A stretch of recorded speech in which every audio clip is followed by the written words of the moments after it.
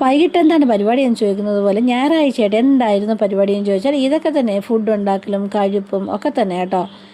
അപ്പോൾ രാവിലെ നമുക്ക് കൂണുതീയലായിരുന്നു, ഉച്ചക്കത്തേക്കിനും അത് തന്നെ കേട്ടോ. രാവിലെയാണ് വെച്ചത് എന്നതാണ് ഉദ്ദേശിച്ചത്.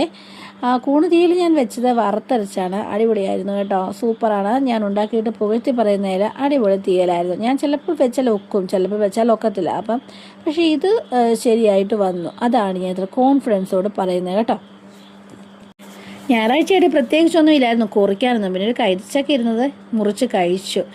അങ്ങനെ കഴിപ്പിനൊക്കെ ശേഷം ഞാൻ കാട് പിഴലിന് ഇറങ്ങിയതാണ്. മഴയായാലും ഇവിടുത്തെ പ്രധാന പ്രശ്നമാണ്, ചുറ്റുപാടെല്ലാം കാടാകുകയെ തൂക്കാതെ വലാതെ ഇട്ടേക്കുവാണെന്നേ വിചാരിക്കത്തുള്ളൂ. കണ്ടാലേ പുറത്തുനിന്ന് ആരെങ്കിലും വന്ന് കണ്ടാൽ അങ്ങനെ വിചാരിക്കത്തുള്ളൂ. ഇതെന്താണെന്ന് വെച്ചാൽ ഒരു മഴ പെയ്ത് കഴിയുമ്പോൾ തന്നെ അങ്ങ് കാവ് പോലെ കാടെല്ലാം കീറും. അങ്ങനെയാണ് എന്നും പതിവ്. അപ്പോൾ പിന്നെ ഈവനിങ് സമയമായപ്പോൾ കുടുംബശ്രീക്ക് പോകണം. 4 മണിക്കാണ് എന്നും കുടുംബശ്രീ.